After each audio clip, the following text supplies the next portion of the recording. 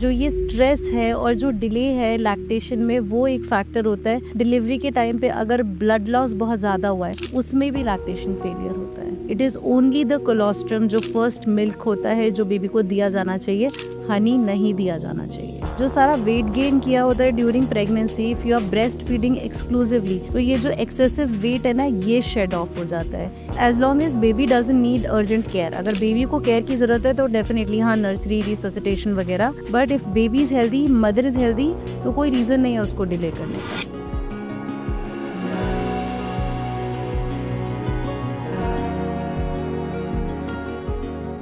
Welcome to Prega Talks, a special podcast brought to you by Prega News. Over the last few episodes, we've discussed the conception journey, your pregnancy journey, and delivery.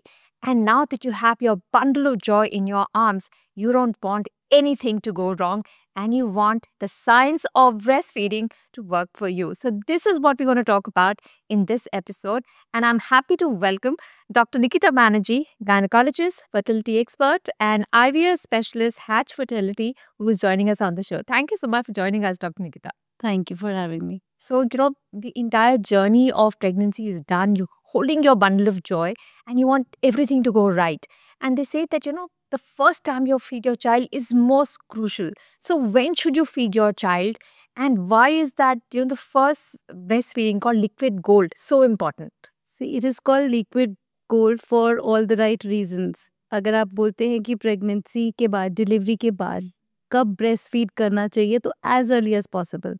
Kangaroo mother care क्या होती है, delivery होते ही placenta की जो cord cut हो रही होती है अराउंड उसी टाइम पे मदर को बेबी दे दिया जाता है for skin to skin contact. So early is within 1 hour of delivery. Within 1 hour of delivery, you should be breastfeeding your child. As early as soon as the mother is comfortable, जब उनको लगता है comfortable है, as long as baby doesn't need urgent care, अगर baby को care की जरूरत है तो डेफिनेटली हाँ नर्सरी रिससिटेशन वगैरह, but if baby is healthy, mother is healthy, तो कोई रीजन नहीं है उसको डिले करने का। But benefits क्या है? Are there benefits only for the baby or does the mother also benefit कि जल्द से जल्द ये कनेक्शन हो जाए breastfeeding वाला? सो अगर हम मदर के बेनिफिट की बात करें तो पहला बेनिफिट है the bonding with the baby, तो पहला वो बेनिफिट है। दूसरी चीज़ होती है जो सारा वेट गेन किया होता है during pregnancy, if you are breast feeding exclusively, तो ये जो एक्सेसिव वेट है ना ये शेड ऑफ हो जाता है। इसके अलावा बहुत सारे कैंसर्स हैं जैसे कि ब्रेस्ट कैंसर, उसके लिए भी प्रोटेक्टिव होता है breast feeding. So these are advantages that the mother can enjoy.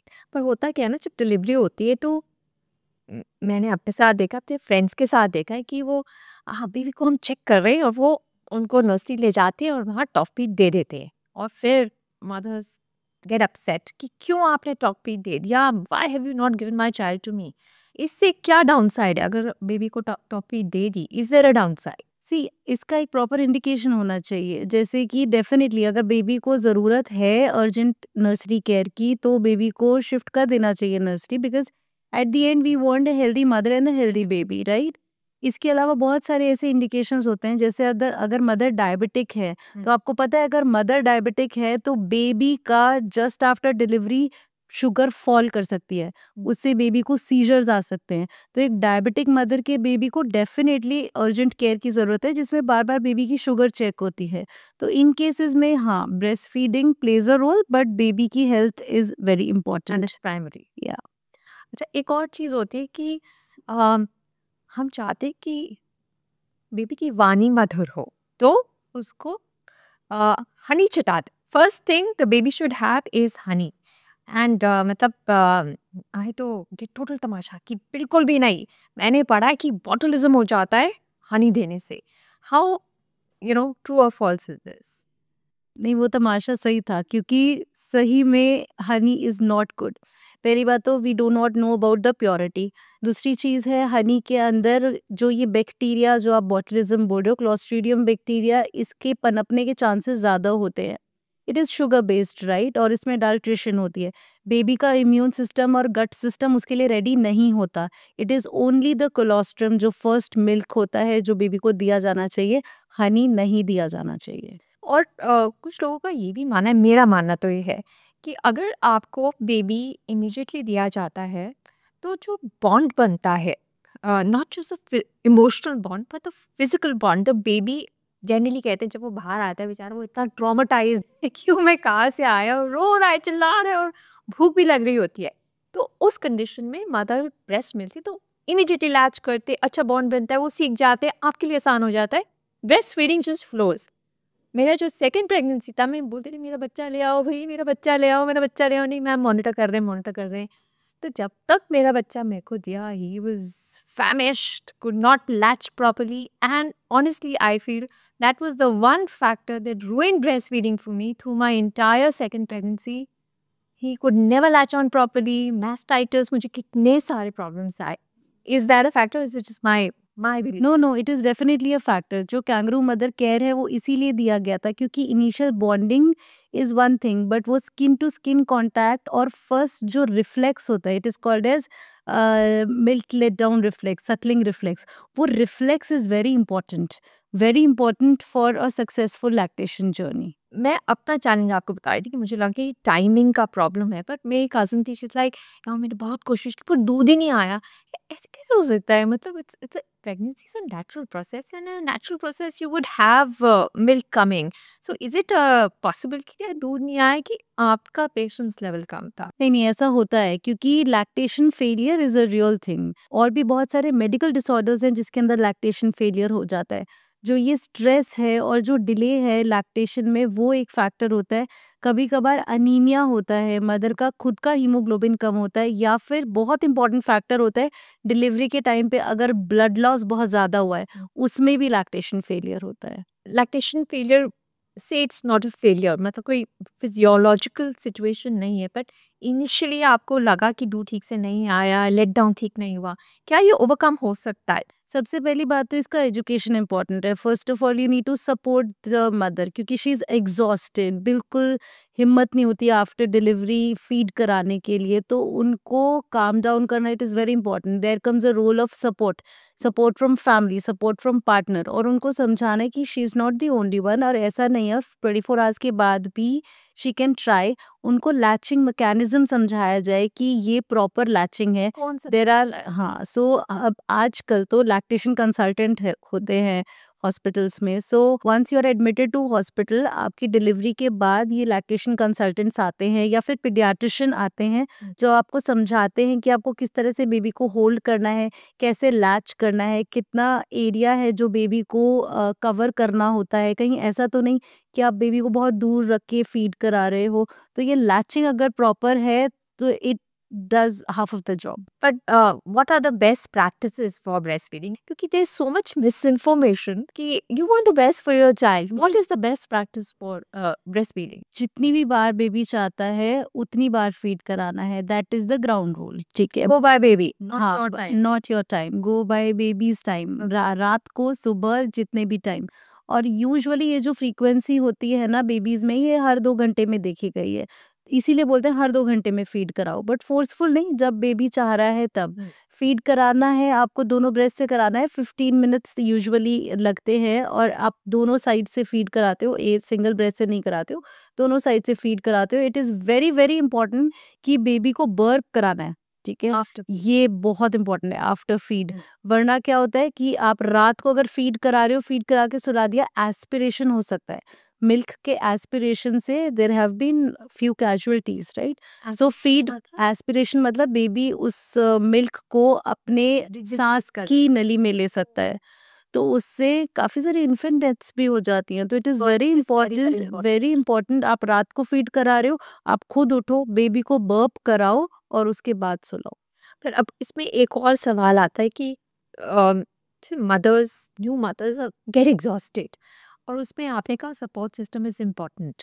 Now breast feeding is very very important. आप उसमें बोला बर्प भी कराना है, अब पॉटी भी कर दिया यार, डायपर भी बदलना है, बहुत सारे काम, बच्चों को नहलाना धुलाना है, तो कितना इम्पोर्टेंट है कि डेलीगेट हो जाए ये काम, कि जो प्राइमरी मदर की फोकस हो रहा है वो ब्रेस्ट फीडिंग पे हो कि वो बिल्कुल ठीक हो, दूसरे काम दूसरे करें ताकि मदर को भी रेस्ट मिले। देखिए, मदर है वो, सुपर ह्यूमन नहीं है, सबसे पहली चीज़ ये है, ठीक है? और मदर्स को भी वो वाला स्टेटस नहीं यूज़ करना है। तो ये आजकल सुपर मॉम्स बहुत ग्लोरीफाई हो रहा है, जो कि नहीं होना चाहिए।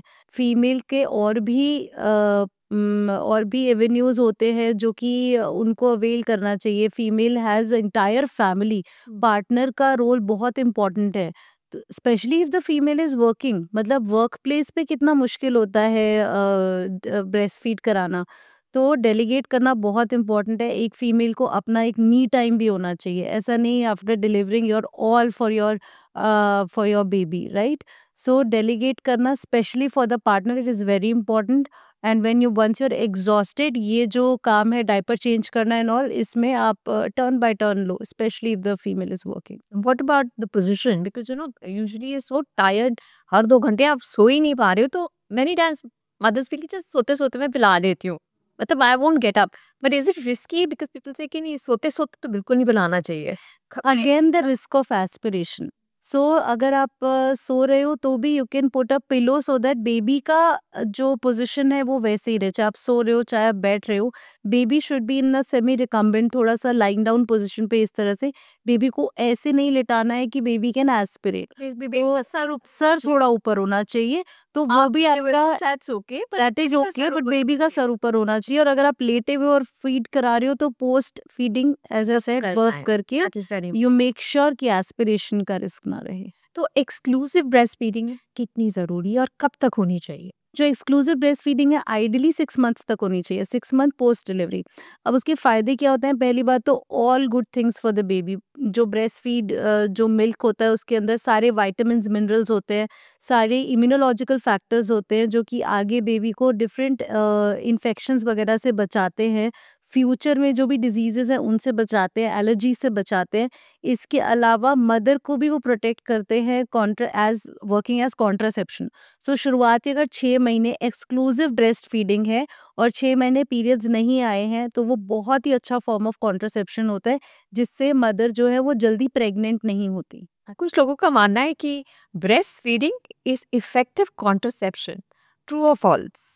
Exclusive breast feeding, yes it is very effective, but हाँ, ब्रेस्ट फीड कराते हुए भी आप प्रेग्नेंट हो सकते हो।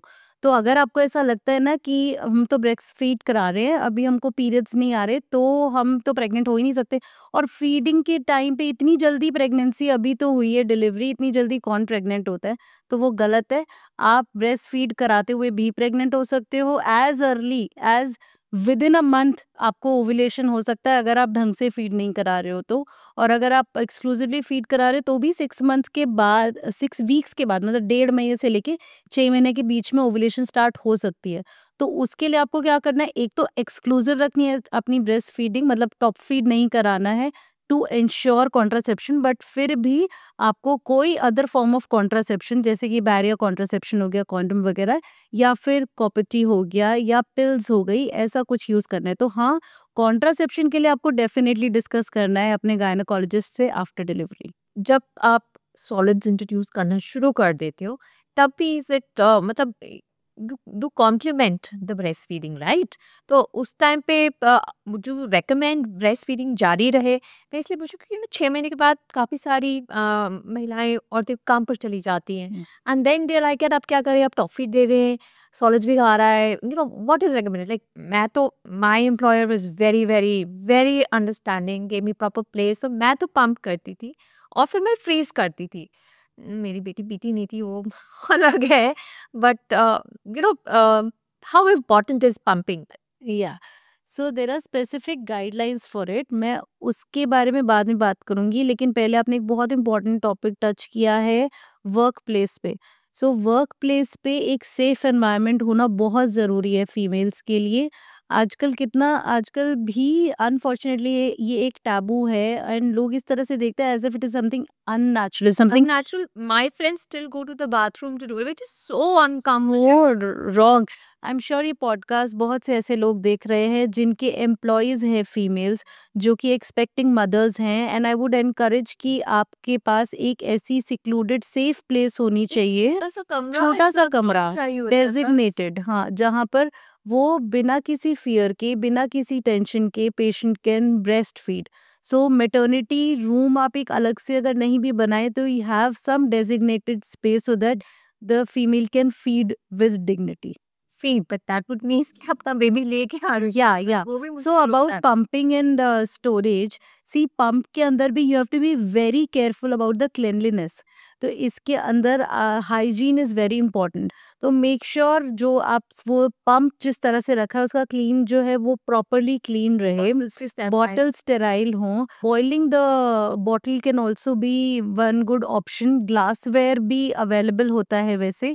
और पंपिंग के लिए you make sure that the latching area जो ब्रेस्ट शील्ड जिसे कहते हैं उसका साइज प्रॉपर हो। थोड़ा बहुत एरियोला दिखना चाहिए तो उसका साइज प्रॉपर होना चाहिए। अगर आप पंप कर रहे हो you make sure that you don't full that bottle to the brim. Okay. 2/3 भरी होनी चाहिए, वो बहुत ज़्यादा नहीं भरना है उसको। अगर आप स्टोर करना चाहते हो तो जो रूम टेम्परेचर होता है, थोड़ा कोल्ड टेम्परेचर जिसे कहते हैं ना 25 डिग्रीज, जो अभी ठंड में होता है, उसमें आप फिर भी 4 घंटे रख सकते हो। बट गर्मी में तो उसको 1 घंटा भी नहीं रख सकते। अगर गर्मी है तो उसको फ्रिज में रखना है। फ्रिज पे 4 डिग्रीज पे अकॉर्डिंग टू गाइडलाइंस 4 दिन तक आप रख सकते हो। तो इतना आप रख सकते हो, उसके बियॉन्ड नहीं। अच्छा, पर अब जो आप ब्रेस्ट फीडिंग की बात कर रहे थे, आजकल भी एक टैबू है, नॉट जस्ट वर्क प्लेसेस। आप there are some places, mall में एक ब्रेस्ट फीडिंग का एरिया हो गया, पर बहुत जगह नहीं होता है। और मतलब you know you taking a flight and you have to feed your child, next door person is complaining, भैया आपका क्या जा रहा है? But how do you sensitize people कि this is an important thing and is nothing to stare at और be uncomfortable about? Talk about it. Talk to educate your sons, educate the male figures in your house। तो उन लोगों को बताया जाए, इसके बारे में बातें की जाए। ये कोई बहुत बड़ी बात नहीं है, इट इज़ वेरी नेचुरल। अगर कोई फीमेल, अगर आपकी कोई वर्क प्लेस है उसमें अगर आपका कोई छोटा सा एरिया है, जैसे मान लो लेक्चर हॉल है या फिर कोई भी ऐसा एरिया है, उसका उस पे आप एक लेबल लगा सकते हो कि ये this is a safe zone. And yeah talk about it, make it natural, it is natural, talk about it and make it natural. हमने बात कर ली ब्रेस्ट फीडिंग की, अब उसके बाद ये भी कहते हैं यार ये खत्म कब होगा? एम 1 साल, बस 1 साल में हो गया, अब मैं और नहीं करूँगी। पर बच्चा is not working on your time, बच्चा still wants it, so how do you wean off from breast feeding? See when we talk about exclusive breast feeding, हमने बोला था 6 मंथ्स होना चाहिए। 6 मंथ्स के बाद एकदम आप स्टॉप तो नहीं लगा देते। तो योर वीनिंग एवरी पार्ट, मतलब weaning off from exclusive breast feeding and weaning off completely should be very smooth. So हम हमेशा एनकरेज करते हैं और यही गाइडलाइंस भी कहती हैं टू डिक्रीज द फ्रीक्वेंसी। सो पहले अगर आप 4 बार फीड कराते थे तो अब आप 3 बार फीड कराओ, एक बार कुछ ऐसा सॉफ्ट मील दो। उसके बाद अगले 2 हफ्ते में आप 2 बार फीड कराओ, उसके बाद 1 बार फीड कराओ दिन में। इस तरह से आप फ्रीक्वेंसी कम करो। और जो वीनिंग है वो बेबी लेड होनी चाहिए, ट्रेडिशनल नहीं होनी चाहिए कि आप ज़बरदस्ती फ़ोर्स फीड कर रहे हो बेबी को। बेबी के सामने आप वो सारा सामान जो भी आप जिससे आप वीन करना चाहते हो, वो फूड रखो, have colourful plates, colourful food. और बेबी खुद हाथ जिस फूड के ऊपर मारे and the food is safe, उस पे वीन कराना स्टार्ट करो। उस समय पे बेबी इतना कम्युनिकेट तो कर नहीं पाता है, it's a lot of guess work. भाई मम्स थिंक लाइक नहीं यार वो रात का तो मुझे देना ही पड़ता है, वो सोता ही नहीं अगर if I don't feed my baby won't sleep. So how do get out of this कि रोने दो, कुछ और दे दो? It becomes a little difficult for mothers, how to completely wean off, you know See, it takes time. It takes time, and every baby is different. Every mother is different. You wean off by educating yourself and by probably taking the high road and believing that this is the time and you have to end it. धीरे धीरे it is difficult for the baby, but the baby understands if you wean off smoothly. Science इतनी improve कर रही है, हर जगह हम improvement देख रहे हैं, चाहे कंसेप्शन में हो, चाहे कुछ भी हो। आपको लगता है कि science can impact breast feeding also? Can it get easier for women? Breastfeeding can never be changed. It can never be replaced by anything, चाहे साइंस में कुछ भी आ जाए। अगर हम लोग ब्रेस्ट फीडिंग की बात करें तो I would like to touch upon the benefits of breast feeding for a child, जो कि कभी रिप्लेस नहीं हो सकते। साइंस में टॉप फीड, फॉर्मूला फीड कितने साल हो गए उसको, लेकिन आज तक उसने नहीं रिप्लेस किया। And I don't think in coming future colostrum को रिप्लेस करने वाली कोई चीज़ होगी। तो जो ब्रेस्ट फीडिंग है उसके अंदर बेबी के लिए इम्यूनोलॉजिकल फैक्टर्स जो है ना, वो आज भी साइंस स्टडी कर रही है और नहीं समझ में आया है कि हम उसको कैसे रेप्लिकेट करें कि उसके अंदर जो इम्यूनोलॉजिकल फैक्टर्स हैं वो बेबी का फ्यूचर एज़मा और एलर्जीज से बचा सकते हैं। आगे जाके वो बच्चे जो हैं वो कम ओबेसिटी उनमें कम देखी जाती है जो टोटली ब्रेस्ट फेड है as compare to formula feed. उनमें डायबिटीज़ भी कम होता है as compare to formula feed. So to get everything perfectly fine, you need to breastfeed, and science cannot Cannot replace that. replicate I'm it. sorry, it cannot. So some things I think the human body is such a perfect machine Yeah. that you cannot replicate it. But मैं कुछ आपसे जानना चाहती हूँ about some complications of breastfeeding because I'm talking from my experience कि मुझे mastitis का problem आया। ये क्या मतलब I used to cry क्योंकि मुझे इतना दर्द होता था बट मैं ब्रेस्ट फीड ना करूँ तो ब्रेस्ट भर गई है, ब्रेस्ट फीड करे तो इतना जलन हो रहा है। तो what is mastitis and what can one do to avoid? Yeah, see again, the education is very important क्योंकि properly educate नहीं किया जाता है पोस्ट डिलीवरी, इसलिए mastitis कॉमन होता है। तो mastitis जैसे कि आपने बताया इसको हम लेमैन टर्म्स में देखते हैं। कभी भी हम आइटिस लगाते हैं उसका मतलब है इन्फ्लेमेशन, मतलब वहाँ पर इन्फ्लेमेशन हो गई, एंगॉज्ड हो गई है ब्रेस्ट, मतलब अंदर जो मिल्क है वो भर गया है। इसके लिए frequent breast feeding is very important. अगर बेबी फीड नहीं कर रहा है, express that milk and probably throw it away if you want, ठीक है? चाहे आप मिल्क निकाल के आपको फेंकना पड़े, but breast should be empty. ये रूल नंबर 1 है। और दूसरी चीज़, अगर आपको लग रहा है कि ब्रेस्ट हेवी और एंगॉज्ड है, तो हॉट फर्मेंटेशन होनी चाहिए। हॉट फर्मेंटेशन फॉर 15 मिनट्स और उसके बाद उसी ब्रेस्ट से बेबी को फीड कराओ, ताकि उसके अंदर जो लम्प्स बन गए हैं वो मेल्ट हो और वो बेबी फीड करे। ब्रेस्ट एब्सेस वरना बन जाती है इसके बाद। Feeding is one thing, but how do you manage the pain and is it okay to take a paracetamol etc.? It is if you wish to. अगर आपको लगता है आपको फीवर आ रहा है तो then definitely rush to a doctor. आप घर पे उसको ट्रीट मत करो, तो हो सकता है आपको अच्छे से बताया ही नहीं है कि किस तरह से मेस्टाइटिस आपको अवॉइड करना है। अगर ब्रेस्ट एब्सेस बन गई है तो आपको घर पे ट्रीट नहीं करना है। एंड अगेन, अगर आप 15 मिनट्स तक हॉट फर्मेंटेशन करो और फ्रीक्वेंट ब्रेस्ट फीडिंग कराओ तो मेस्टाइटिस नहीं होता। और अगर ब्रेस्ट एब्सेस बन जाती है तो भी ब्रेस्ट एब्सेस ट्रीट करने के बाद सेम ब्रेस्ट से आप बेबी को फीड करा सकते मतलब till on an average कितनी देर तक ये प्रॉब्लम रहती है? हैं। It should settle down once you take precautions, तो आपका विद इन 48 आवर्स वो पेन और एंगॉजमेंट चली जानी चाहिए। कभी कभार एंटीबायोटिक देने की ज़रूरत पड़ती है। Antibiotic, pain killer and hot fermentation से 90% केसेस में it goes away. Okay. Any other complications that can come up with breastfeeding that you have seen in your career? Breast abscess is one thing. So breast abscess होती है, कभी कभार जो nipples होते हैं वो इन्वर्टेड होते हैं, इन्वर्टेड निपल्स में प्रॉब्लम होती है तो उसको इवर्ट करना पड़ता है। It can be very painful for the mother. कभी कभार ब्रेस्ट में कट्स लग जाते हैं, सोर निपल्स होते हैं, तो सोर निपल्स की एक होम रेमेडी बताती हूँ, जो कि होम रेमेडी नहीं है, हमारी बुक्स में भी लिखा है कि ब्रेस्ट फीड कराने के बाद जो हाइंड मिल्क होता है, मतलब जो मिल्क बच जाता है, put that milk around nipple, तो it acts as healing power. As I told you, breast milk में ऐसी हीलिंग पावर होती है जो रेप्लिकेट ही नहीं कर पा रहे। तो ब्रेस्ट अगर निक भी लगता है, or any of the other better than nib care. Okay. But हाँ, if it doesn't resolve, then yeah, you probably need medical attention. Between say pumping, storing and feeding by yourself, which do you think is better?